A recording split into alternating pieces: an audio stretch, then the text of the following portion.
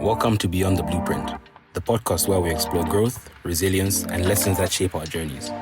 I'm Barry, and I'm here with my brother Timoni. Together we dive into honest conversations about life, success, and everything in between. This is a space for relatable insights, practical advice, and stories that help you carve your own path. So let's look beyond the blueprint. All right. Cap, welcome back. Another episode of Beyond the Blueprint. Thank you very much, guys. For starters, before we get into the intros, like saying hi and everything, I just figured we'd start off with the fact, and let me just check where we're at the moment. So we are at around 261 subscribers, and majority of the videos that we've put up have at least done more than 250 views. So yeah, we've grown so much over the last couple of months, and that wouldn't have been possible without your support and everything that you've been doing for us. So please like, share, and subscribe. We really, really, really do appreciate it. Pay it forward. And yeah, let's have another good chat. Welcome back to another episode of Beyond the Blueprint. Timweni, how are you doing? I'm all good. I'm sitting here quiet for over a minute like a guest, you know? Sorry, mate. Sorry. Co-host, guys. For the people who are new here, obviously we co-host the podcast together. Oh, yes. I don't know. You can introduce yourself. My name is Barry Chamolonde. There's nothing else. There's a lot of other things, but we're not doing that type of intro. Yeah. So thank you very much for coming back. Yeah, and of course, I'm Timoni Chamolonde, and by our matching last names, it's pretty clear that we're brothers. For again, the people that don't know, but not trying to make it too deep. But yeah, man, I'm pretty good. I'm just looking at how we're seated upright. I don't know if I've ever told you this. Someone once told me that apparently we look too serious on the podcast. Oh, is it? We're supposed to give a chill vibe, so Oh, snap! Just, get comfortable. Yeah, man, like okay, it's giving too corporate, I see. But sorry, nah, I'm kidding. I'm all good, man. Obviously, I'm just not feeling too well. It's like there's been some sort of a bug going around here. Everyone's had a cold. I wouldn't really call it a flu. But other than that, I think everything's good, man. Just works good as per usual. Just really grinding out. I've been at it for quite some time before I take a break. So no, I can't complain too much. How are things on your side? Yeah, it's all good as well. Life's busy. Work's super busy at the moment. Yeah, the area that I'm currently working in, the thing that I focus on it's a high focus area for the business as a whole. So, but yeah, I'm good. Going to the gym, did a high rocks a few weekends ago. Mini high rocks, or yeah, not a proper full high rocks like that, but I did a high rocks. Came out with a painful back, painful legs, but it was good. There's actually a high rocks tomorrow, but unfortunately I'll miss it because I'm all the way here. Damn. I can't wait to actually do one of those. Yeah, because then of course the goal is one day to do an actual proper high rocks. We should actually do we should look into doing the tag team one, because there's the one that you can do with a partner. With the partner, yeah. Okay, just so for the people that don't know, you might as well go ahead and explain what is a high rocks. So I think I would call it like a full body sort of workout.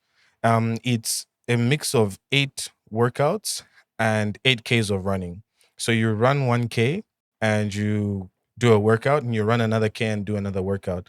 Some of the workouts are not very standard across the high rocks like types, but you would get you get burpees, you get a sled, you get a ski. So the ski machine is the one where you pull the cables down. You do farmer's carry. Yeah. Sometimes you do kettlebell swing. So there's a mix. But imagine you run a K, you do like 100 burpees or something like that. Yeah. Oh, and then the wall balls where you throw the ball against the wall. So yeah. Okay, it's very high intensity. Yeah. It's a high intensity workout. But it's worth it. And yeah, like any of you should just go on YouTube and search up high rocks. You'll see like the type of vibe it gives. It's pretty cool stuff, Yeah. Yeah. I thought I had so it's interesting when we have a guest, we have icebreakers. Yeah. Being introduce yourself in 45 minutes, or what's the thing that's surprising about you. So maybe we need to figure out like a little icebreaker for when it's just you and I on screen. Yeah, but that is another thing that's worth pointing out, is that this is actually an episode we've done just the two of us in a pretty long time. Yeah. We've had guests on. Actually, a few people have asked, like, we missed those episodes where it's just you and Barry.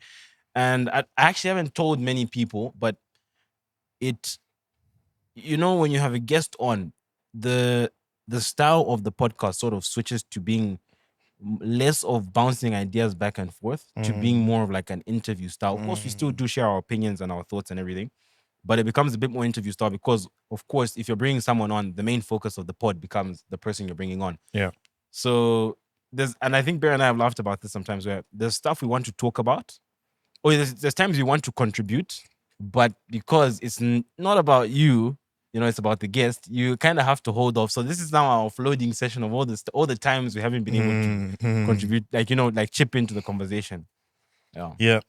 So for today, we had something interesting planned, in our opinion. Hopefully, you guys enjoy listening to it. Yeah. So it's called. Well, I don't know if we'll call this episode the I principles. think we call it the I think principles. we'll call it the principles. So basically, the principles, right? And we were planning on talking about the hedonic principle, the hedonic treadmill, loss aversion, the Pareto principle, opportunity cost, stoicism, and I think that should be it. Yeah. A lot of confusing words for people who've never heard them. Honestly, I'm only hearing about some of these principles myself for the first time. But this is other interesting thing we're talking about is a lot of people know about this sort of thing. It's just Mm. that they've never really, like laid it out in a proper framework, like the way we're about to. So again, just like talking about it, thinking beyond the blueprint, Yeah. of course, and really breaking it down, really get people thinking like, oh yeah, I do that, or I do think about that, Mm. but just never really laid it out like that. So it's going to be a very interesting episode. So just to go off on a very slight tangent, I think a lot of the time we don't realize the fact that some of the things that we know, someone has potentially written down in a little bit more of a structured form. And we see that a lot, I think, in the African Zambian culture, where they, like, apparently people of the old had ways of telling when the rain will start. Mm. And they had ways of telling when it will rain on that particular day, or what crop is better to plant, or things like that. And when you read into some of the signs and symbols that they used, they do have some of them have a scientific backing. Excuse me, sorry, I'm That's cool. yeah. Some of them do have a scientific backing, but it's just because no one documented the exactly. scientific backing behind some of those signs and symbols that they used. So I think this will be one of those episodes where, when we say the hedonic treadmill and we like break it down and explain what it is, you're probably going to be like, but yeah. You know that what's that meme? Is it Leonardo DiCaprio? Yeah, it's like, yeah. Whistles and he Yeah. points at the screen. That's exactly what's going to that's happen. what's gonna be Hopefully, going. that's what's going to happen Yeah. today. So, do you want to get into it? Yeah, man, of course. Okay, cool. So the first one is called the hedonic treadmill. I'm going to read a little bit of what's here, and then we'll chat about it. Mm-hmm. So the hedonic treadmill, I'll give him a shout. The guy who told me about this one is Reese McGrath, and I know we've spoken about Reese. We spoke about him with Josh. Reese, man. Yeah, Reese. The Yeah, podcast is cool. You're disappointing the listeners. They really want you on. So the hedonic treadmill is the idea that people quickly return to a baseline level of happiness, no matter what good or bad things happen to them. The simple explanation is you get a raise, Yep. a new car, or a promotion, you feel great. After a while, it becomes normal. Your happiness goes back to where it was before. Yep. Same thing happens with negative events as well. You often recover emotionally over time. So why is it called a treadmill? Like running on a treadmill, you're putting in effort to move forward, but emotionally you end up in the same place. Yeah. So real life examples, you buy a new phone, it's exciting for a few weeks, then it's just your phone after some time. Yeah. Salary increases, lifestyle adjusts, satisfaction resets, achieving a big goal, short-term high, then you want the next thing. So why does it matter? If you're not aware of it, you can end up constantly chasing more money, status, or possessions, feeling like it's never enough. And then how to counter it is appreciation or gratitude. Consciously notice what you already have. Focus on experiences over things. Set meaningful goals, not just material ones, and avoid constant comparison. So it doesn't mean that success or money doesn't matter. It just means that they don't create lasting happiness on their own. Great stuff. I 100% agree with that. Well, of course, and this is the thing, right? So to simplify this, I'm sure we've all had that experience. As the little type up you read said, you buy this thing or you want this flashy thing. You're like, when I get that car, when I get this phone, I'm telling you, my life will be different. And again, this is even the psychology these companies play on marketing to us. I think Apple is like the one of the most well-known entities or companies for doing this. Like I remember when they, I think, released one of the first iPods, one of the iPods, rather than market it to people as you can store, or this thing has like obviously back in the day, 16 GB Mm. worth of storage. They usually, Apple like to take the approach of saying a million songs in your pocket, Yeah, I remember that. and you feel like, damn, that'll really change my life. But as it says, you always go back to a baseline. Yeah. And for me, how I use this information, and I like what it said about, like, you don't want to end up, because what you end up, that's why it's called a treadmill. You keep running forward. The principle keeps pulling you back. And what do you find yourself stagnant or staying in the same place? Mm. And for me, the biggest thing I've really been trying to teach myself of late is being aware of that. How do I not keep chasing material things as much as possible? Mm. Because if you keep chasing material things, find yourself on the treadmill. Yeah. Yeah. I think and you are right. It's the challenge of striking the balance between contentment and ambition. And those two things, believe it or not, they can coexist. And I think it's not an easy thing to achieve, because it's one thing to be happy. And that's why I think appreciating the moments, appreciating the experiences is important, right? So when you're in the office, when you're a businessman, when you're an athlete, chase the goals, be hungry, drive, push, fight. But when you're with your family, enjoy being with your family. When you're having a drink with your friends, enjoy having a drink with your friends. Like, be present in the moment, because I think a lot of what we do is we find ourselves at home with our family, thinking about that report that you haven't sent, Yeah. or at home with your family, thinking about tomorrow I'm going to do that 10K or that 15K, and just appreciate, like, you're in the moment. Or like for us, how can I make the podcast better or How can increase I how make many the viewers podcast? I'm getting? Exactly. That's very It's true. always We on do those. that quite a lot. So I think that's the hedonic treadmill. It's one of those that you probably know about this. You know that as a human being, you're constantly chasing and chasing and chasing. We're hungry for more, right? The bigger car, the bigger, the better, the faster. But it's not always about that. It's about striking the balance between chasing the things that you want, but also enjoying the experiences. And you know what's crazy? What's also mad is some people, like, I don't know if you agree with me or not. Look, and I like what you said about striking the balance between contentment and ambition, Yeah. right? Because no one's saying don't want the latest iPhone on the block, or the best, or a nice car, or take nice trips. No one's saying that. We're not saying don't start living like a monk, like a Yeah. monk, whatever. Yeah. No one's saying that.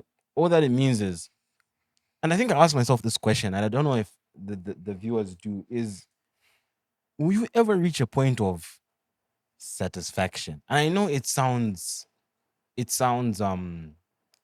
kind of like, fairyland, like it's impossible. Hmm. Because you know what, I like telling people, this is and I think this is answering my question, which is, the answer is kind of no. If this is the example I like using, if you could measure how dissatisfied or how unhappy someone is, like, let's say we could create a scale, right? A measurable scale, and you could plug this device into people, and you could measure how frustrated you are with your problems, because everyone's got problems, right? Yeah. Some people's problems are work problems, family problems, health problems, you name it, right? And obviously problems bring frustration. So you've got this device that plugs in, and it can measure how stressful, frustrating, or big Yeah. this problem feels to you. Could put on a scale. If they plug that machine into Barry and measured Barry's problems, and they plug the same machine into Elon Musk, the funny thing is, if you put it on the scale, your level of frustration might be the same. Mm. If not, he's even His more. might be more, yeah. And it will sound crazy to people, like, I mean, is Elon Musk? He's got billions of dollars. What is so dissatisfying Mm. about life? But the funny thing is, and this is what I say, your problem of how do I earn a couple extra thousand kwacha, the way that feels to him, the way that's Is how can I get this rocket onto the or how moon? can I become the first trillionaire? Because I think that's his goal at the moment. He should Yeah, with be that whole share. he should be, I think, between 500 billion to about 800 billion Damn. in worth, yeah, in value at the That's moment. another interesting thing I want to discuss. And I think, I know it wasn't necessarily planned, Yeah. but I hope I'll type it up in a second when I'm done speaking. Very interesting. But yeah, man, like, satisfaction. And this is another thing I tell people. This leads into another thing, is like, life is meant to be hard. I don't know Mm. where this idea came from that one day you'll be sitting on the beach with no problems and life will be all joy and sweet and everything. Mm. I think we need to sometimes like step back for a second and just like level with me. Mm-hmm. I think life is meant to be hard. Life is meant to be a struggle. Of course, I mean it will be harder for others than some. Yeah. But generally, there is no I don't think there is a utopia. No, there isn't. And I think we need to get comfortable with that. Yeah, and if there is a utopia, someone else created the utopia for you, right? So the people who are born into wealth, for example, where it's you're a trust fund, you're a literal trust fund baby. You're born and you're told you don't have to work a day in your life. Everything's already been done for you. I mean, you will experience a different type of hard in the sense that maybe finances might not be hard, but you might experience hard in relationships, Health. as an example, or you might experience hard in health because in as much as you could be born into wealth, they can't necessarily guarantee you good health, as an example. You could be born with a lung issue or a heart issue. But yeah, life being hard is, and so I had a conversation with someone who said that I'm not very outspoken about my faith.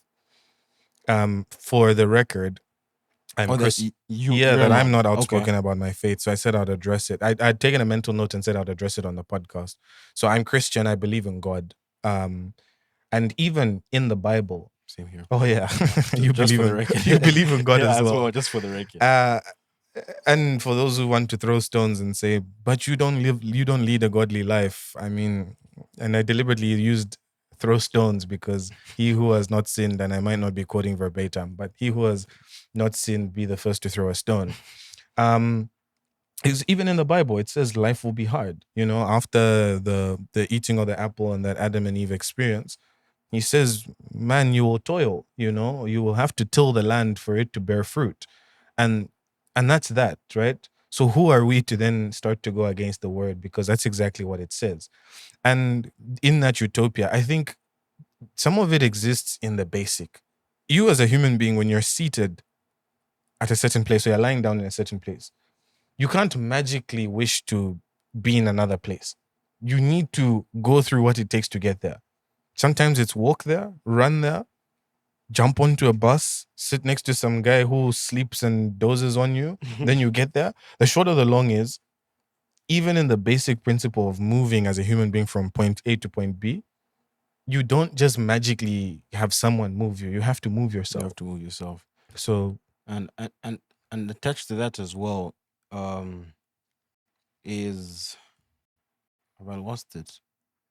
Yes, it's this whole thing of preparation for the following day, for the coming life. I'm sure everyone will agree, or most people agree with me, that the things we're doing today, we're hoping will pay dividends in the future. That's why we work hard today, because we hope that in the future, it's my company will recognize me, or that's why I work hard at school, and that's why I go gym, because of what we expect in the future, right? So the money one that I like to use, and I remember telling this to someone, is money does this thing where it says, save me now and I'll save you later. You see? So, and I think we've spoken about that on a prior episode. Save me now and I'll save you later. Exactly. And talking about this whole thing of basically the contentment of life and fulfillment, satisfaction, whatever, we need to realize that we are experiencing life now. Because there are people who are, again, for the younger viewers like us, there are people who are 50. Even our parents are still ambitious. They're still preparing for tomorrow. They've been doing so since they had senses. Since they were 12, they've been saying, in just a couple of months, in a couple of years, and it's everyone. And I keep telling myself, again, it goes back to it. You should be ambitious, but learning how to manage it, that it doesn't start eating you up to your inside. detriment, yeah. Or that every single day, you get to a point where you're 70 and you look back and you're like, I didn't actually realize that when I was waking up at 4 a.m. and going to work and getting off at 6 p.m, that was me experiencing life. I thought then that I'm preparing for another life, but that was me. This hardship, and that's why I keep saying this hardship is life.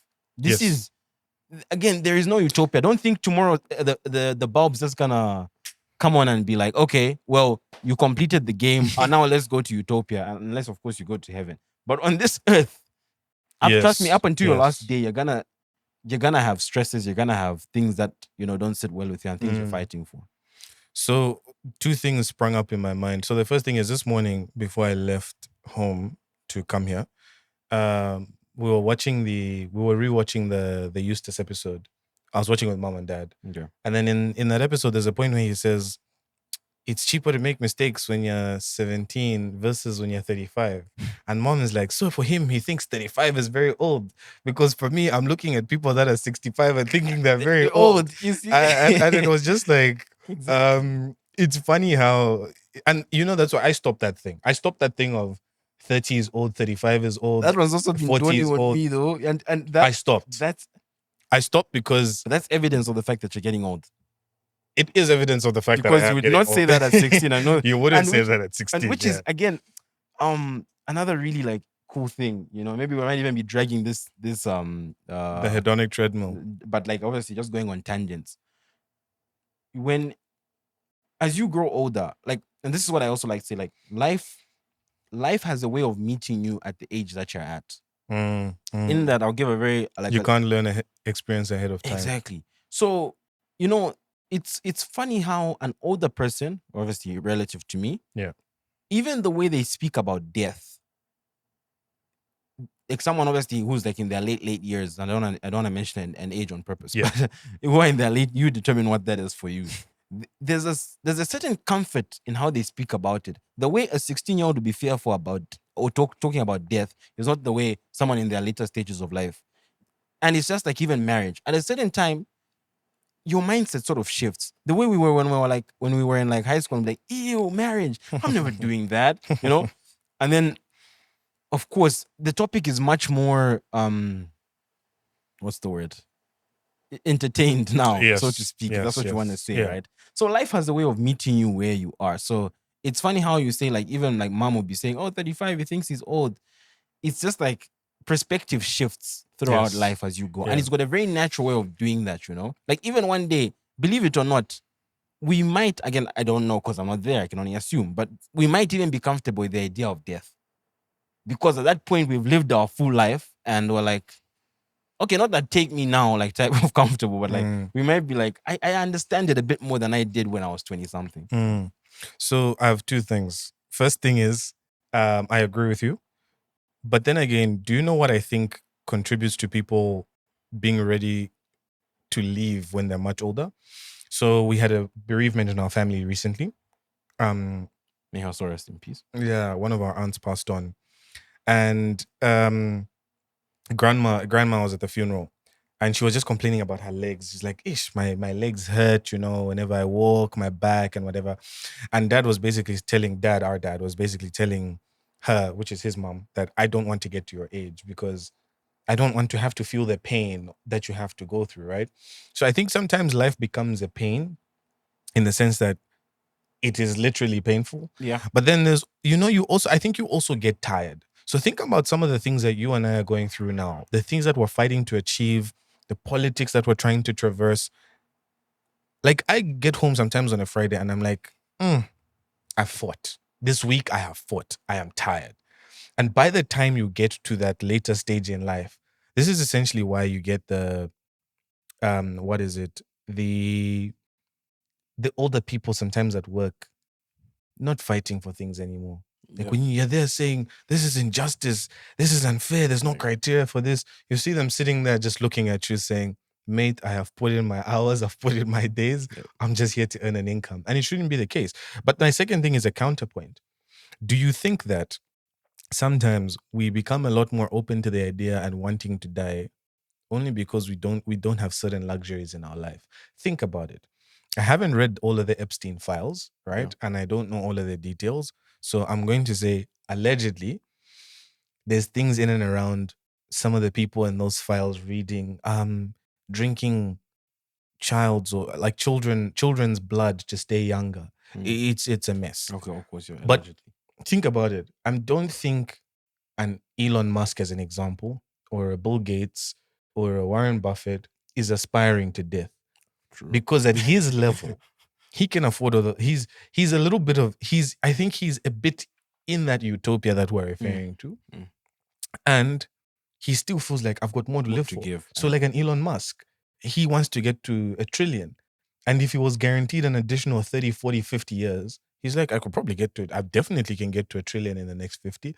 But the fact that he's knocking, I don't know how old Elon Musk is, but the point is, don't you think that sometimes people become a lot more open to the idea of death just because there isn't much left to live for? 100. I think I agree with you to some extent, yeah. Because even like you look at what I think, I don't know, I can't remember the exact name, but I know Bill Gates, obviously, founder and obviously ex-CEO of Microsoft, Yeah. which was what made him famous and made him rich. But now, of course, I think now his biggest mission is that foundation of his, like Yeah, him and Bill his and wife, Bill Melinda. and what, Melinda, yeah. Like, yeah, for him, it's even shifted from being more about capitalism to being philanthropic. But as you're saying, I'm sure he still has a goal because of course of his situation. He's like, if I could even live to 100 and at some point cure world or like Yeah, I think fix world hunger. his thing is cholera. Like he's trying to get Oh rid of yeah, cholera like, in I know it. Africa, or Yes. yeah, Yeah. So if he could keep going even until 100, 110, he would. Because as you're saying, for him, he still feels like he's got more to give. So exactly. and if Elon Musk could keep trying to send us to space up until he's 120, he would. That's the thing. So I guess the situation also does play a part. I do have something to say about your Elon Musk thing. You said you want to do some like searching while you do that. Yep. Do you want to switch over into the next principle while you while you do your Elon Musk thing? You had something Okay. to say about Elon Musk, but I Well, think you needed to well, no, fact check something. I didn't need to fact check Okay. fact check anything. It's just that I needed to bring it up a bit later. But it's a bit unrelated, so maybe we'll keep that one for another episode. It's pretty unrelated. Yes. Oh, you want to hear it? No, I think I want to hear it. Let's Okay, go on so a you tangent. said- I know okay. we said this episode is Okay. the principles, but Okay. let's go on a But- tangent. Rich people, and I look, the reason I think I haven't fully, again, full disclosure, I am in finance, I am an accountant, but I mean, I've also got my gaps.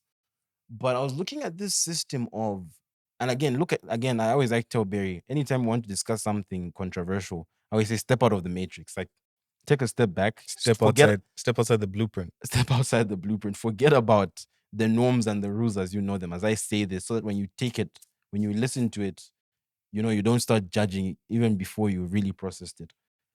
You look at the current financial system, right?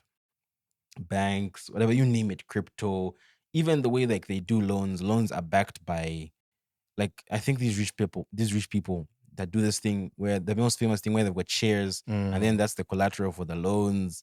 Not trying to get too technical. The point here being, when I really thought about it, these people have created, like rich people, extremely wealthy, have created a system in which they get to live life. I think I might have brought this up to you. Did I? They get to live life without having money. Yeah. So for them, this whole thing, like, basically they say, and if you really think about it, Elon Musk doesn't spend any, like, he doesn't have to, you know how you get money in your bank and then you go, then because your expenditure goes up, you need to go get more money.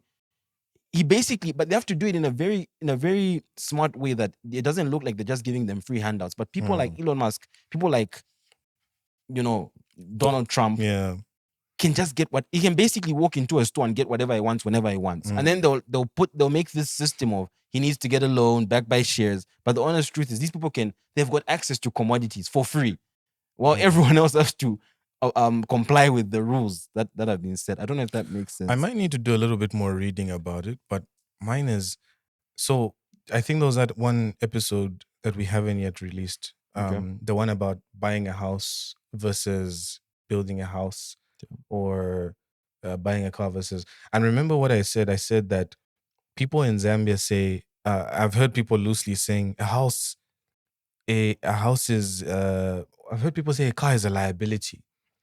And I disagree with that statement without fear of contradiction. I low key.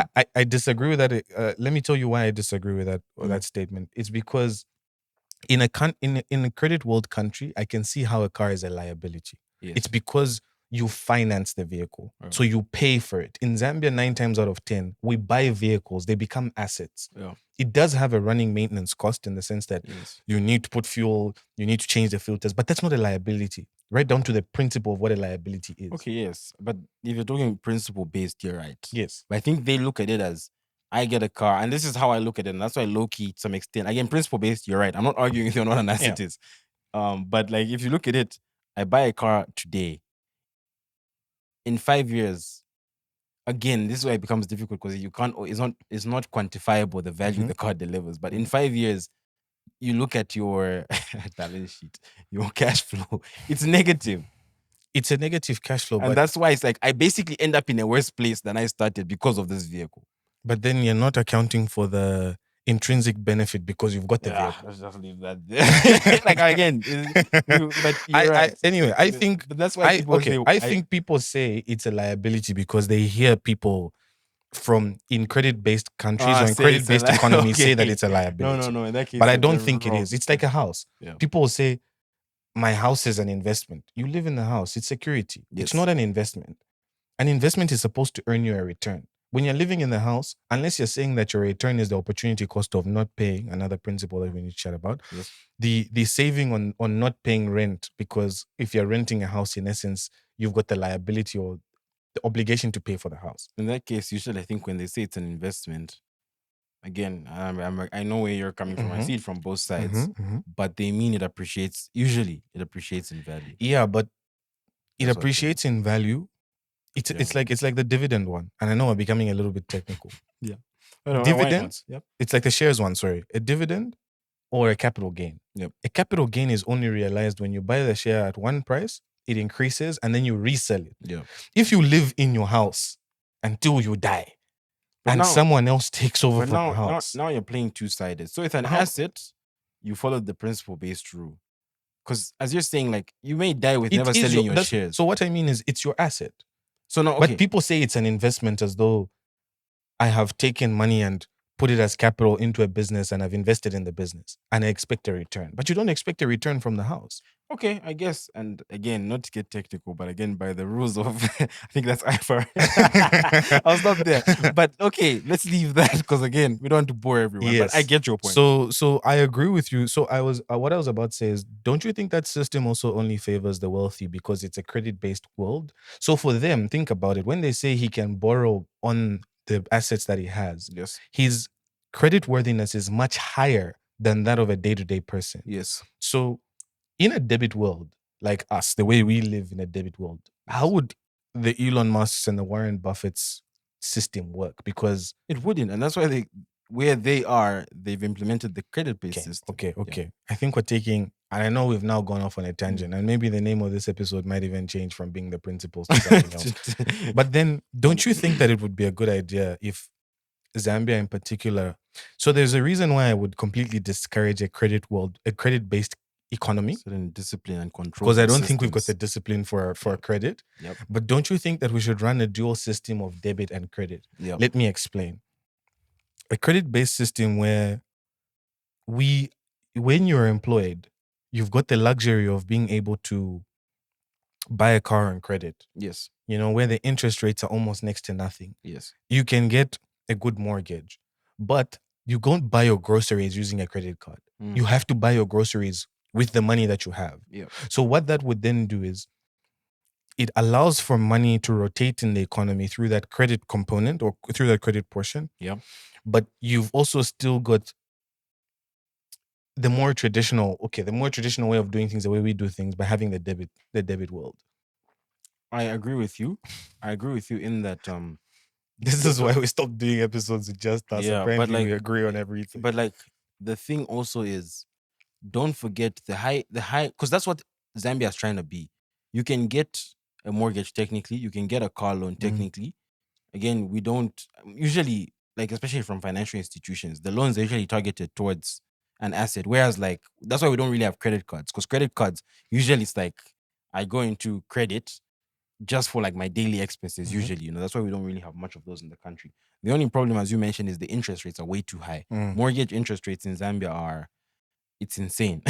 Loan interest rates in Zambia in comparison to the first world, I don't know, we're not supposed to call it in comparison to to non-developed the countries, developed countries. um, are crazy, Hmm.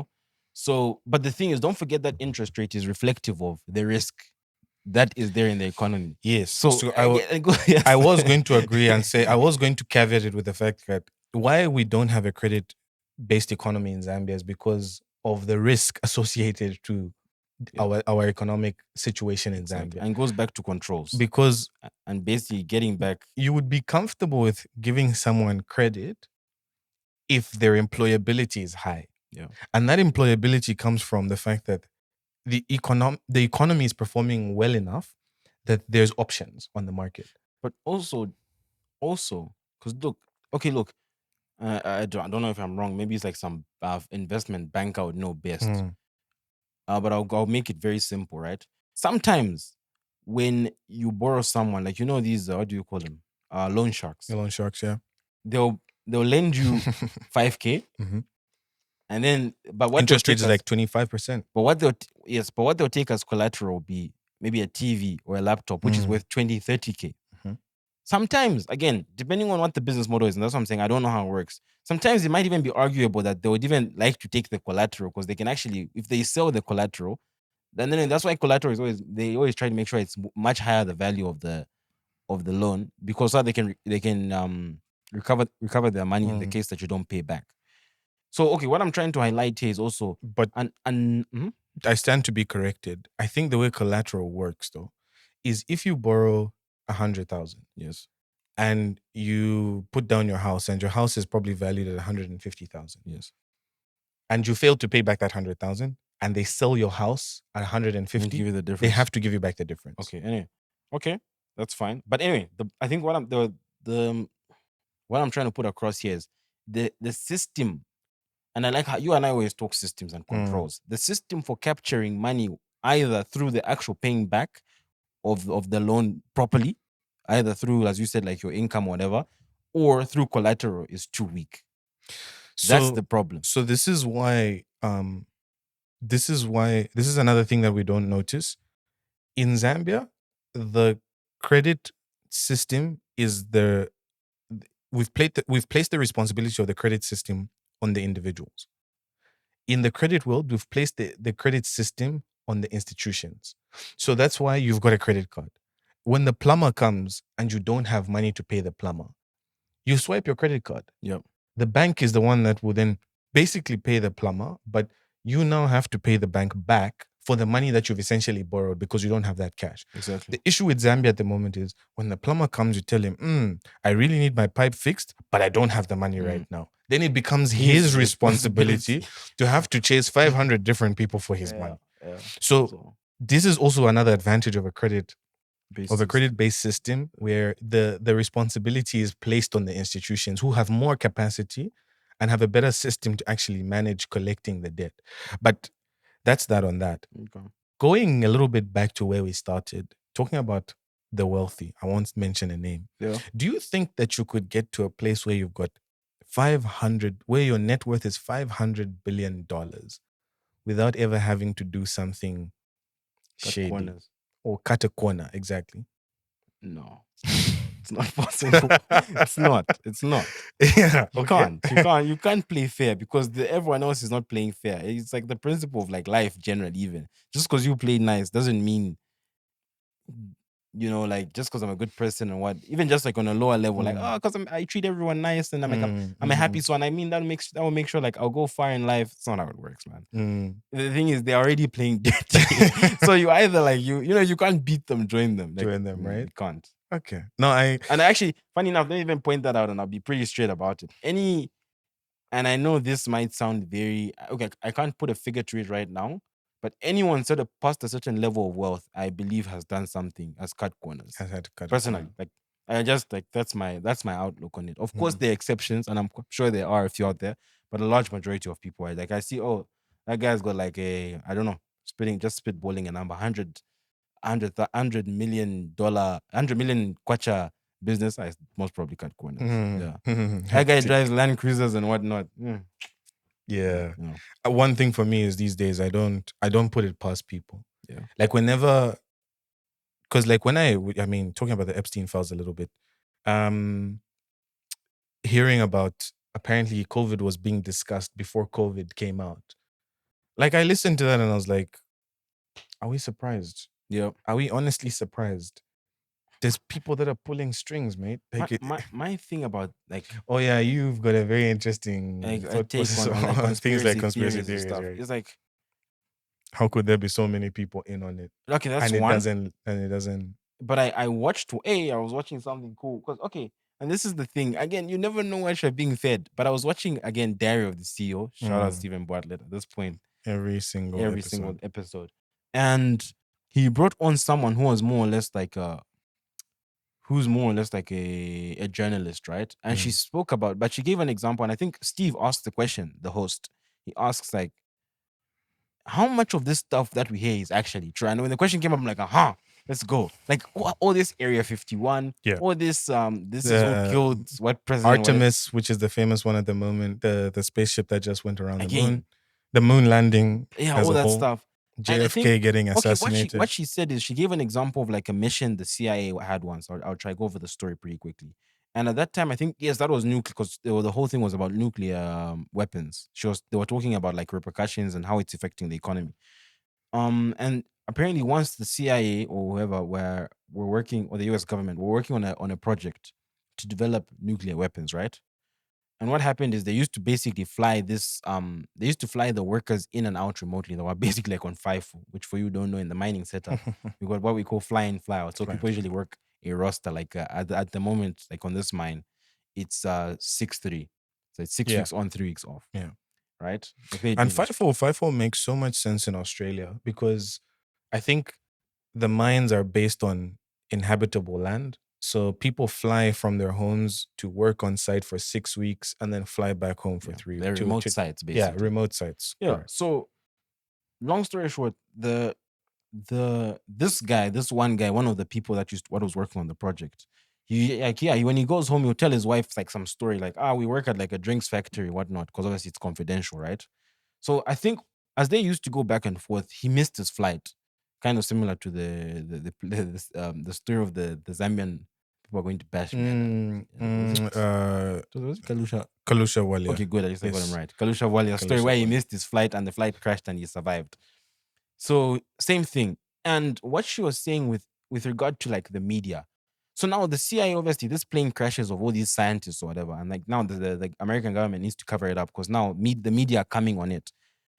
What she was saying is the funny thing is like the media sometimes make up a story for themselves.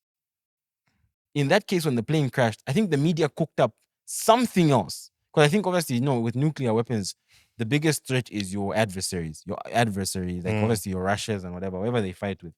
And she like obviously for them the biggest thing was like we need to make sure they don't know what we're doing because then our project will be exposed. But they cooked up that no, the CIA is actually doing some other crazy thing, like some other underground project. And the CIA was like, okay, thanks for the help, media. And they actually sold that story. Again, the bottom line, and then the funny thing is you don't even know if what she was telling us is credible. That's the again, to assume it is, it's like, okay, where I'm driving at is you just don't know what to believe. You man. don't. To be honest, you don't. And I'm with you 100%. So I believe that I have a theory that there's three groups of people. Okay. There's group number one, the people who live in the villages, in the remote parts of Zambia, where there more or less no electricity. The ignorant. Sorry? The ignorant. Ignorance is bliss. The I don't know ignorant, yeah. basically.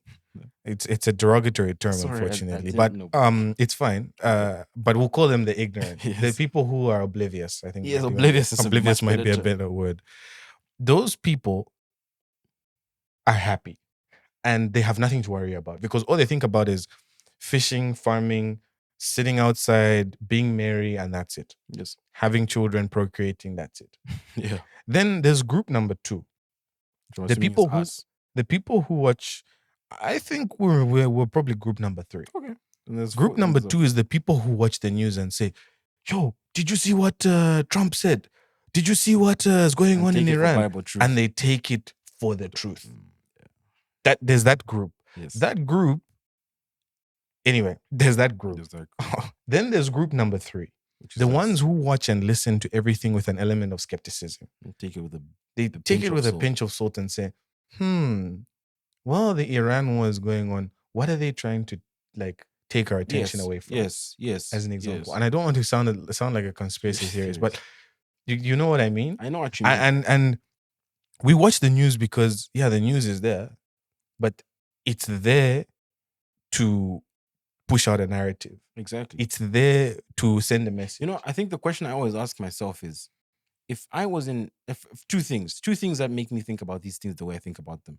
First things first, if on a human beings are very interesting in that most practices or most ways in how they do things are just amplified most of the time.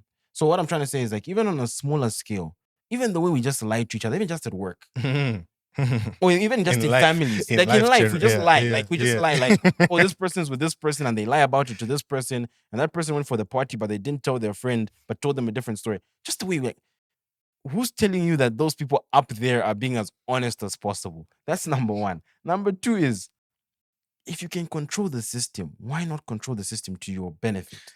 Like, why would they just be there playing a fair game per se? You know, like if I was there myself, the honest truth, and I always say this, I like saying this, I'm like, if I was a politician or I was like a high level official, the person charged with governance, I would probably, like, honest truth. Okay, I don't know if I should be saying this in a public forum. No, like, okay, let me say, most people would probably take advantage of the system. That's even like, you know, even like in class or at work when you're the one given the responsibility of splitting the snacks. I mean, if you're the one that was like, who's the probably going to take a little extra. Like I remember like, when we used to cut cake back at the office when I worked with you. And sometimes they're like, Timoni, the one given, because what we used to do is we used to buy cake. The department would buy cake. For everyone's birthday, the department would buy a cake for the person. And obviously, I think at the time I was an intern, so since I was pretty low level, they would sometimes give me the responsibility of cutting the cake into many pieces for everyone. Well, let's just say I had quite a number more pieces than others. So that's just like, I also remember eating quite a few more pieces than others because I was the plug. Exactly. So and you see, even just on a small scale, look at that. So that's and so I was actually then going to chat about, and you've already now jumped into it, which is the system, because we live in a world where people bend, manipulate, and change systems to their favor. You know, which is why I think the challenge is always just finding your way through that system to a place where you're a corner piece and you can also, or you're a centerpiece and you can also influence what's going on. That's the challenge. But you know, I say this, if we talk about politicians, and say politicians are not fair, they're unjust, they're criminals, they're corrupt. What's to say that people who are in charge of organizations are equally not corrupt? They're high key, right? And even just in households, we are corrupt. We have double standards. Even in life, we have double standards. We are corrupt. So we exist like that, and it's just funny that we beat people with a stick and say the politicians are the devils. And I'm not saying that what they're doing is good, because of course, rightly so, right? It is negatively affecting people. Yeah. A corruption in a small entity that doesn't affect everybody else affects the people in the entity. And the corruption in a government affects people who live in that nation. So but I think people do bend the system to their favor. And another interesting thing with regard to bending the system, and I like what you said about the goal for most of us is trying to become a centerpiece, because that's, you know, another thing. It's also like what do they call it when an animal protects its ground, marks its territory, marking its territory. Yeah, it's very territorial, this game, you know, because if you were at the top, you don't want to let other people in, because that dilutes your power or your authority or your control over the system. So that's number one. So that's why it's always difficult to make it into the upper echelons. That's why it's always difficult to try rise to power, because there's actually a force that people have put a purposeful roadblocks in barriers place to not just let anyone get in. So I like what you said about that's why even like when, and I think this is even like at work, right? And I don't want to make everything about work, but in life, when we're trying to get up, when we're trying to like rise up the ranks, you always have to try and maneuver your way through. It's a game of tact. Let me tell you another interesting thing, and I know there's a lot of interesting things. There's something I want to say. It's about slip. Okay, you wanna go? Crap, it's actually now Oh, I'm slipped. sorry, but I hope you remember. Yes, it's. I was just going to say it's like money. People who have money. Why is it that whenever someone has money, they always try to gain power? Mm. Like it just it's echoes. It's a sign of exactly what we're talking about. Mm-hmm. Because money It's not without enough. power It's is just useless. money, It's just money. right? And trust me, a lot of the time when you've got money, you do have some power. Yes. But while you've got money, you may have the power to, I don't know, not have to walk to the filling station or drive to the filling station to fill up your car, but you don't have the power to influence the tax regime so that it favors you. Yep. But if you're in a place of power and you've got money, you can bend the tax system to benefit your situation. Yeah. So, and that's to your point. That's why even people who've got money They generally tend to always gravitate towards power. power as well. Exactly. But yeah, you were saying something. Sorry, I hope I haven't messed your Unfortunately, line. it's slipped, but Craps. it'll probably Sorry, come back. sorry, sorry, sorry. It's But you get me, right? yeah, And 100% we do. always and it's funny because we've got this idea that someone who's managed to make money can lead well. That's Because a another lot of the one. time we think, oh yeah, he's a very good businessman or he's achieved so much in his life. He can definitely be a leader. And And it's like I don't I see how the two things could be synonymous, but I could also see how some people are just very good at playing the game. Some people are very good at corporate structures. Some people are very good at this negotiating. leads But us into a very interesting topic in terms of we spoke about whether the way we've chosen to govern things and the way we've chosen, I think you said, um what do you call the current system we vote by? so it's democracy, Democracy but as then a there's socialism, there's so capitalism, communism. like yeah, the world Uh, right now we're most nations are capitalist nations, mm, right? Or capitalist, so they live in capitalist systems. And I like what you just said about what you just said something about people and people who make money aren't always the best leaders. yes. Yeah. And the way we've as you said, like most of the time when someone makes money, it's like, You they should be the automatically leader. assume. Yeah. Automatically assume that they'll be a good leader. That's why, yeah, what I was trying to say is I really respect you look at some of these like people who start like founders who step down as like maybe like if you started like these startups, and then they Mm, step down as being the CEO to maybe like more of a development role because they're the person who made the product, but not mhm, necessarily fit for leading the entity mm, as it grows. I really respect people who are like that because I think, as an example, and I know Eustace loves this guy, Ben Francis, CEO. He went back to being CEO of Gymshark. okay. I don't know if you know the guy. I don't know him. I do know Gymshark, but I don't Yes, know but of him. course he was the founder, and of course as it grew he was the CEO. But at some point he stepped down because he felt he wasn't fit to lead. Whether that was a forced decision or not, I don't know. Then eventually he went back. But I just like I respect that some people are like, yeah, just because I started this thing, just because I'm the one with the power, doesn't necessarily mean I'm the one who also knows how to.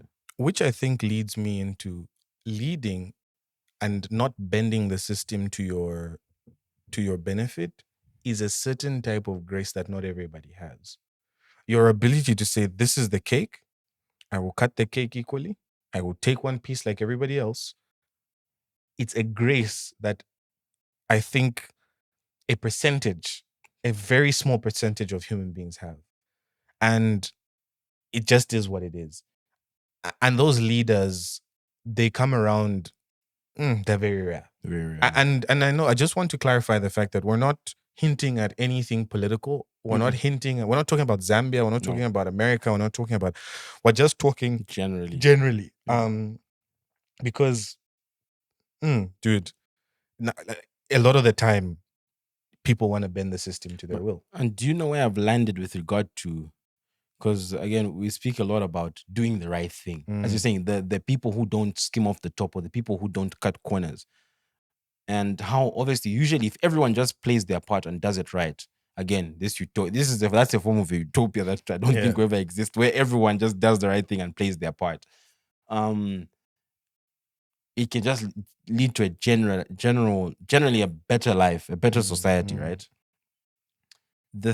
Where I've landed with this whole thing is, anyway, the question is like, how do we do that, right? Or how best can we help, push? Okay, go. I want to hear your idea, then I'll tell you mine. Because So my beyond the blueprint moment, Mm, or my beyond the blueprint way of doing that is fighting against your natural instinct.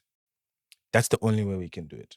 okay, So and I've said this even in previous episodes before, human beings are naturally greedy. And when I say are naturally greedy, I know a lot of people say, no, but I'm honest, I'm generous, I give my friends 1,000 kwacha every week. Thumbs up to you, well done. But when I talk about human beings are greedy, I'm talking about as a baby. If you're given a sweet and the next kid is not given a sweet, that kid cries. If that kid that's crying is given 3 sweets, the kid with the 1 sweet wants 3 sweets as well, and that kid cries. So what I'm trying to say is it's not easy, but even it takes a certain grace, like you said, the CEO who says, this is my company, this is my baby. But I need to see the bigger picture and say, I am incapable of doing this. And the strength it takes to step down and step back. I think it's the same grace you would need to have to say, I am a person in power. People are paying tax. And this money needs to be used correctly. I will do the right thing. I think that's my I've solution. got a bit of a question for you. Go ahead. Before I tell you my solution, Yeah. and I like. Oh, I have another solution. Okay. My second solution is systems.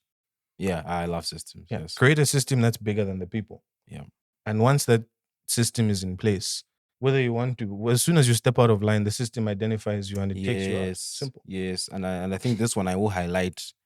Okay, it's an industry. I'm not gonna highlight a company, but an industry.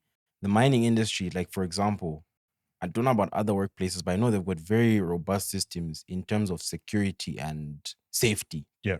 One of them, as an example, is like any other workplace, they've got a zero tolerance for alcohol, right? Yeah.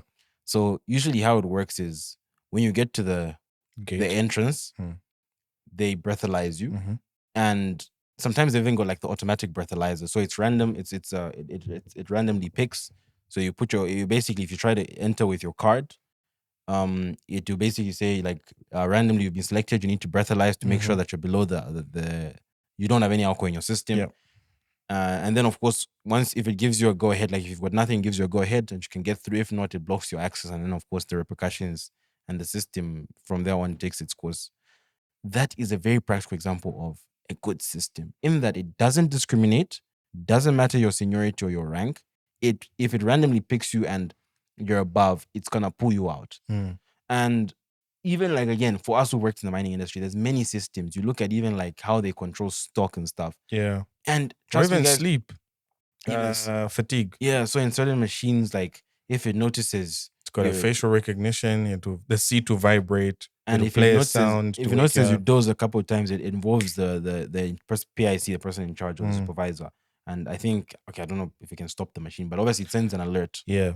It doesn't stop it there and then, but it sends an alert and it keeps a track in the system. So it's not a thing where your friend can like jump in and override it Yeah. and So say, systems are very important. They may be expensive, but like they like the return that they bring is definitely worth the investment. Now, my question for you, right? And again, it's on what you said about respecting the leader who steps back. Excuse me. Would you? This is our podcast, Yeah. and obviously your podcast. Would you ever give someone else? Especially, I was thinking what would be a difficult thing to give up. I said the creative side of things. Imagine someone came on here and told you what to talk about. Would you, if it grew to a certain point where like people are like, okay, maybe Barry, you're not the best person to lead the direction of this thing. Would you ever pass up? Do you think you'd ever pass up that the mantle? Basically. So the thing that I would put that through two filters. The first filter would be, why did I start this thing? And one of the reasons why I started this thing is to have an element of autonomy. I appreciate the listeners, of course. They support us by listening to us. But there's also an element of I'm doing this for myself. And I want to be in a place where, unlike other places where people direct my life and how I do things, I want to be in a place where I can do things the way I want to do them. And if people like it, they like it. And if people don't like it, unfortunately, they don't like it. Yeah. That's filter number one. Filter number two would then be, has my objective changed? So let's say this thing has become big. It's making us hundreds of thousands of dollars a month. And I don't care. I don't really care much for the autonomy and the authenticity. And I think my interest is now the fact that it's making money. maybe looking at it from a financial gain perspective, if someone can lay it down for me, I'm not going to say I would say yes. I would say I may consider. But if I still feel like, look, this thing has managed to get to this point with me and I'm happy with where it is and it still offers me that autonomy and the ability to do what I want, my answer is no. Okay. So what I just, and I think I understand where your question is coming from. I think a business is a little bit more different because it is a personal endeavor. You know, Bill Gates, as an example, starting Microsoft is a personal endeavor. Mark Zuckerberg, Facebook, personal endeavor. The one that's, I think, a little bit more difficult is the political side of things because you are a servant, you're in service to the people, right? And when we say you're in service, you are a representative of the people. You are put there by the people to essentially govern the wealth and the livelihood of people. There is where I think the ability to step down becomes a little bit more of a thing. Because with the business, if I believe I'm the CEO and I've managed to make $1 billion or $800 million, like What, it's my company, it's my personal pursuit. what if you start to notice profitability drop? Yeah, then that's a completely different conversation because now you're talking about dropping profitability. Okay. But I understand where your question is coming from. My answer to you Yeah, is basically what I'm getting from you is no, you wouldn't. I think for the most part I For the probably most wouldn't. part, yeah, okay, Yeah. yeah. And I like But what you said. Like, why did we start this? And I yes. like what you said about autonomy. Yes. It's about me making decisions for myself. Exactly. Me actually like if I think that's I don't even want to say too much. Like, yeah, just the It autonomy, simply man. is that. Yeah, and passing that up is like defeating the whole Yeah. purpose in which you started. And I like what you also said about if objectives change, like if you don't care about the autonomy so much and like you've made your money and Yeah. maybe you've got other things going, Yeah. maybe at that point. It's But like if the objective stays the same as why you started, then nah, I probably wouldn't. mm. But yes, But good I think it doesn't negate the fact that it still takes a lot of grace. And Mm. even there, me blatantly saying no, goes to show. it goes to show how much grace I might not, how much, maybe grace isn't even the word, but Mm. like how much of that internal thing I don't have to be able to see and say, yeah, this Yeah. is, I'm not the guy anymore. Imagine someone calling and saying on your own podcast, you need to come record. Well, this is what you have to say in the next episode. Exactly. Or you can't record with that guest. Oh, that's crazy. That's But hectic. going back to our initial thing, the question we were answering as to the question I asked, and you gave me your answers to how to make it better, Better, right? yeah. And I think this has been something that I because a lot of the times you spin ideas in your head. This one I'm and then some you learn, like some things you understand, right? Mm. Pretty well. And others you don't understand so well. I am pretty convinced the best way, and unfortunately, this isn't really like a what's the word? It's not like I'm not this is not exactly like tips, like this is what you can do. Yeah. But what you can do is or what it is it all starts from home. Yeah.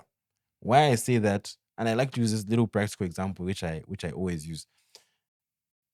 Imagine you're a father or even a mother to someone, right? Your Mm. kid. When they're very young, they're still very malleable. They're at that point where they're like soaking in a lot of information and stuff and still finding their character. So like you're like a 5-year-old kid. And every time you're driving on the highway and you get caught like over speeding, and you pay the officer off, like you hand them, you bribe them basically. Mm. Here's 100 In South kwacha. Africa, they call it giving them something for a cool drink. You give them something for a drink. Mm. You give them 100 kwacha, give them a 50, 150, whatever it be. Mm. And your kid sees this behavior every single time you get stopped. Mm. What does that kid grow up to do? Do the same Do thing. the same thing. And if on the flip side, again, maybe you don't overspeed and you never overspeed with your car and the kid, and you tell your kid, like, even when you see someone overspeeding and they get caught and you tell them that's wrong. And basically, for as long as they're under your care, they never see you overspeed. When they grow up, the likelihood of them also not overspeeding is extremely high. And I think we've spoken about this in the past, that kids obviously are most malleable when they're youngest. People are most easy to teach and instill values in when they're youngest. And that's why, and I think guys, it sounds a bit silly, but like, even with us, I look at some of the values we uphold. It's high key because our parents instilled them in us young. Like, we've spoken about this one on the podcast, for example. Mom says, always share, like food, for example. It's automatic. There's no way, like if amongst me and my three brothers, mom says, we've brought this food. Like she comes from a trip. They come from a trip Mm, and they say, ah, Timoni. She hands it to me mm, and I just eat. It's it's a non-starter. yeah, And that's how deeply yeah, instilled it is in me, you know? And that's what I'm saying. It really just starts from young. So teaching your kids things like, don't bribe, like do the right thing, show up for work on time. And that's, I think, the only way we can fix the problem. Because once you're like 30 something, 20 something, and you're doing the wrong thing, like yeah. imagine someone who doesn't, Old dogs can't yeah, learn new tricks, but I'll say old dogs struggle to yeah, learn new like at tricks, I that think. point, yeah, But it's can I play devil's play advocate? devil's advocate, please. So we see this if you like every now and then. The pastor's kid is the junkie, or the pastor's kid is the is the guy who's always getting arrested or always caught up in something messy. So when we talk about, I know what you're talking about, which is essentially leading by example, Yeah, right? And it's a monkey see, monkey do arrangement. Damn, I keep having like air yeah, coming up. okay. Um, is it always that what monkey sees, monkey does? Because No. sometimes it looks like what monkey sees, monkey doesn't always do. So then, how then do we counter that? Because we do see people, like I said, and I say pastor's kid, but we do see kids who come from very good homes.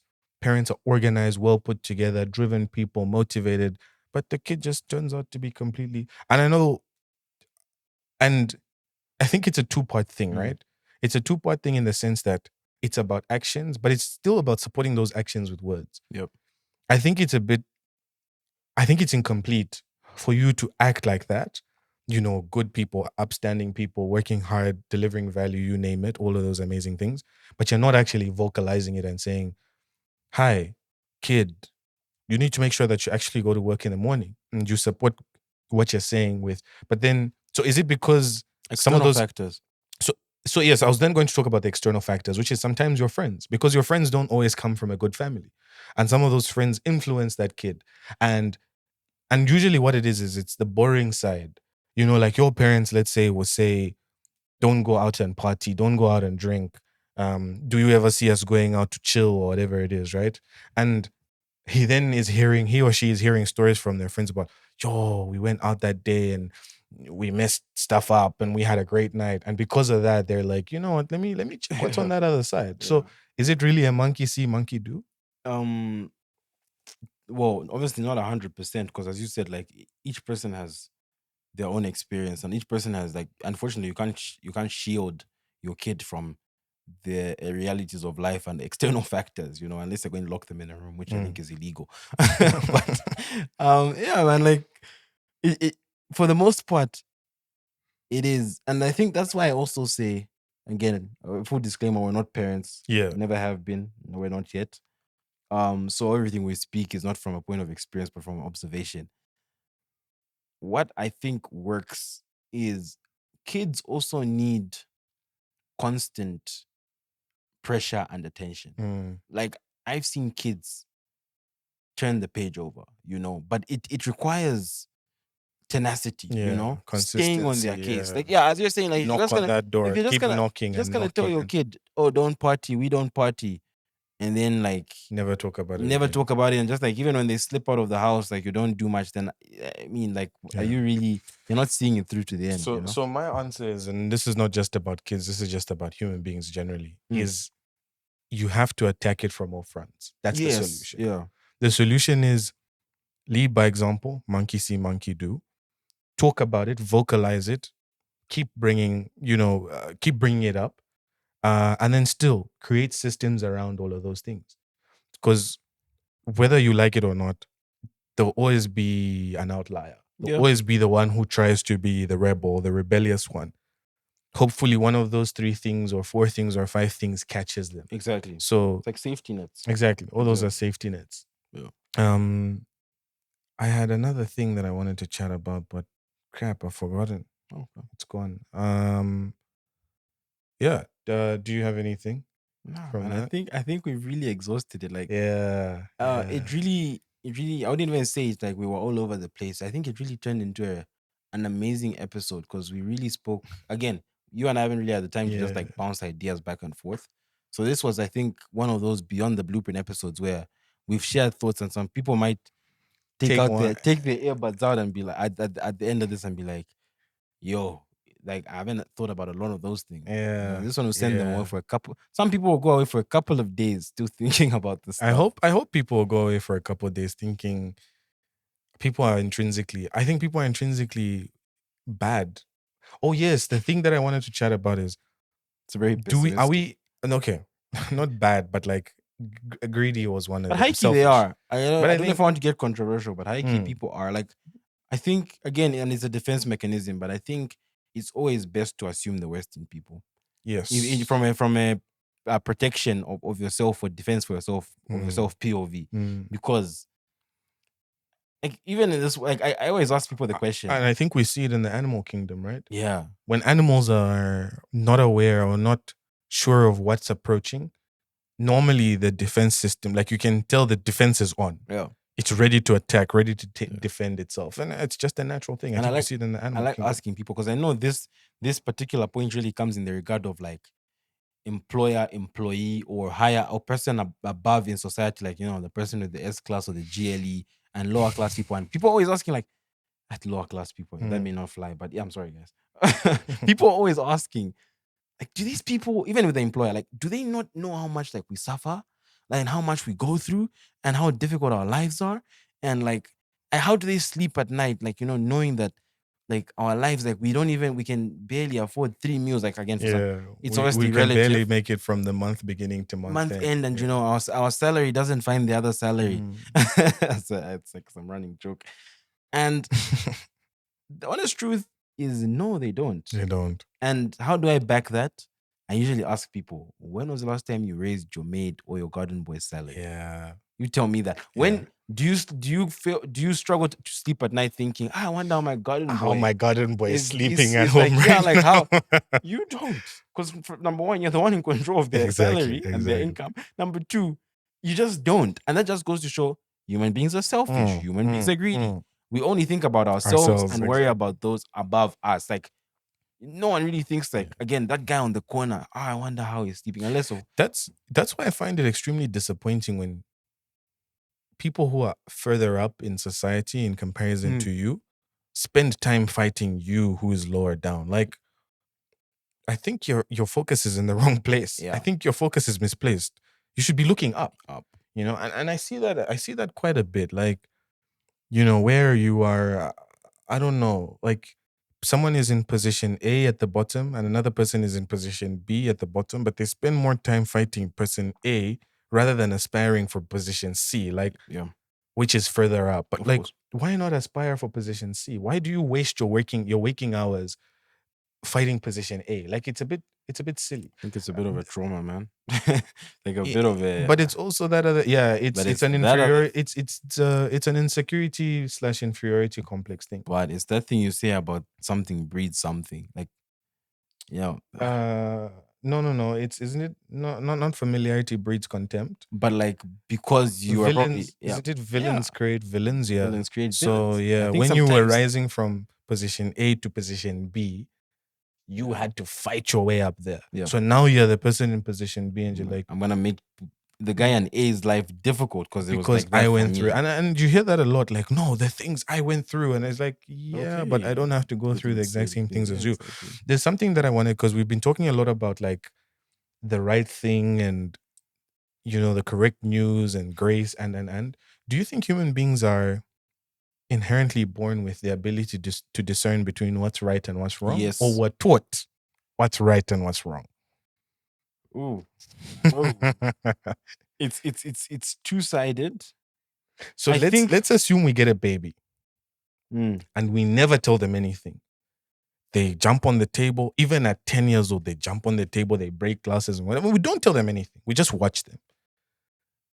we are taught in that case, and but again, it's a teaching of large averages to be approximate 8 billion people on the earth. It's and that's why I think I've said this before. I don't know if I said this in a previous episode. I just said it to you. Mm. Human beings as a whole are, again, in my opinion, generally good at figuring out what works, what doesn't, what's good, what's wrong. generally, because it's so many different people's opinions that we kind of arrive at the best average. As an example, I know this will sound silly, but again, it's all that I have right now, and I might think of something better. We choose to walk on our feet. I'm sure some people must have been like, "Yo, let's try walk on our hands." But I think as most people just like saw through, like the best and most logical thing to do is walk on your feet. And people have tried different things, but again, we keep coming back to walk on your feet. I'm sorry, I don't have a more insightful example for a Yeah, very might, but I don't have generally, one, I think but okay. But even like mine, I respect the elder, like the elderly. I think people have weighed what the benefits, what the drawbacks are, and like again, with respect to elderly, like we're all gonna be elderly one day. We're all gonna be in a position where we need younger people. I think that as a decision, as a society, as a whole, is generally a good one. But I wouldn't say it's inborn, because I was just saying some people, if you isolated them, they would become their own human being. But generally, I think we're taught and we've learned through experience what's good and what's bad. yeah, because things like say excuse me. Who said who says not saying excuse me is It's wrong? rude. Exactly.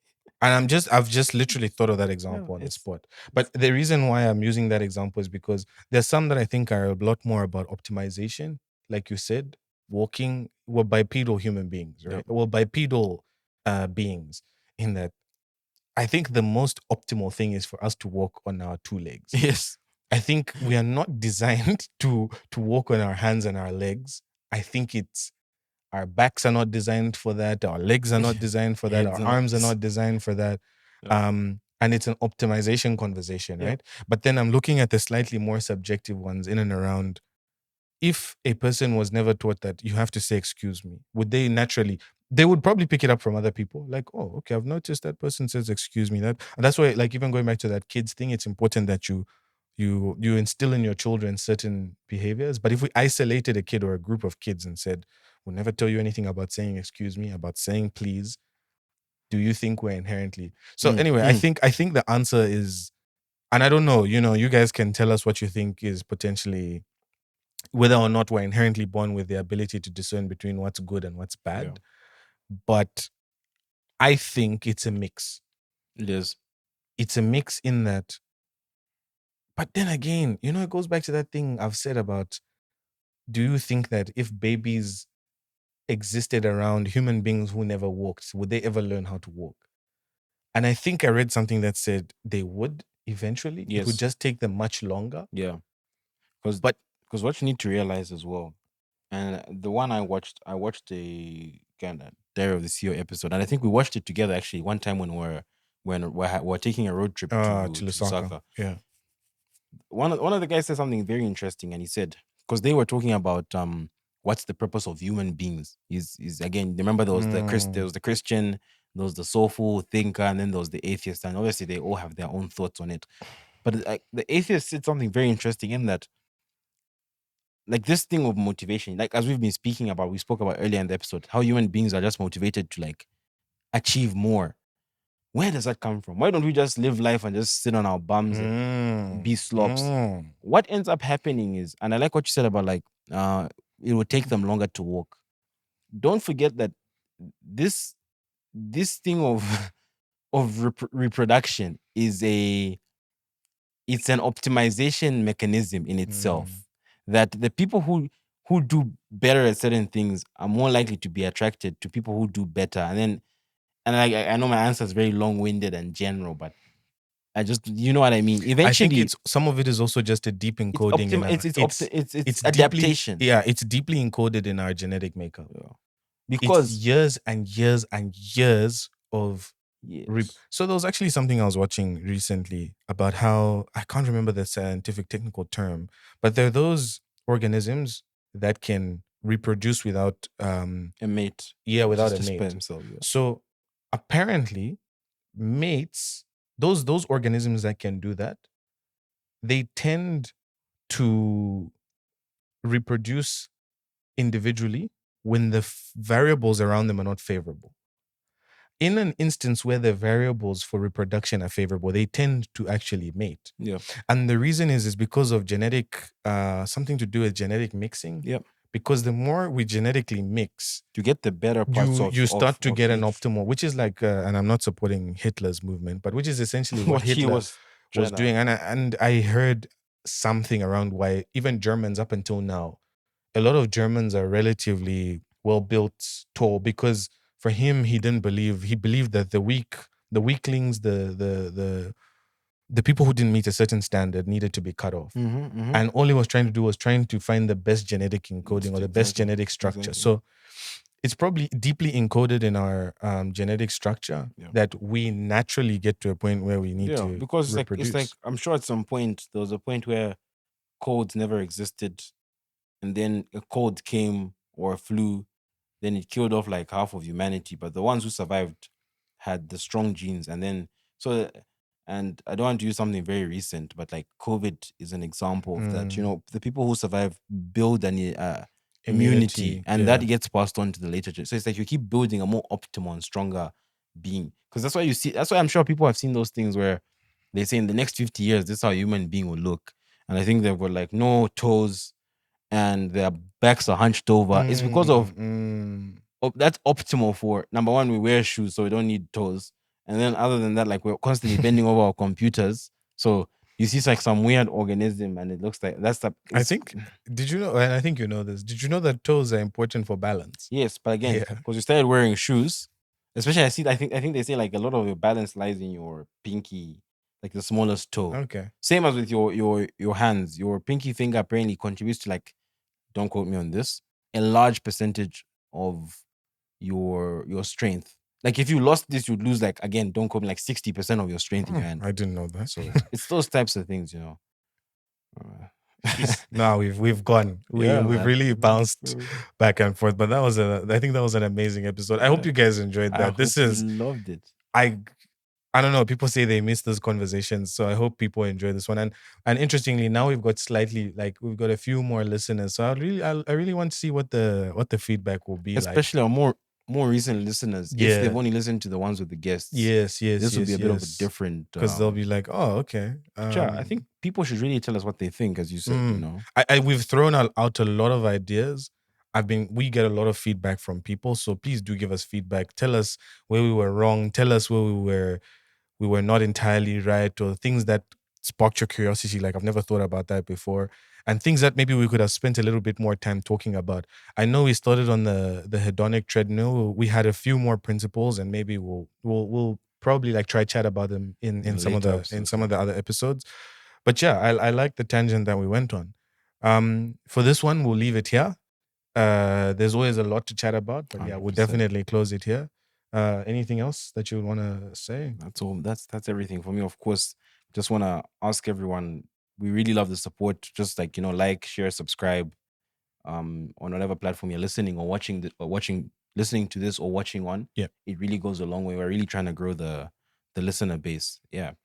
And I So also just to Temani just to what Temani just said is, you guys don't realize it, but there's a lot of conversations that we're having outside the podcast that we're trying that are essentially to try and make this thing bigger and better.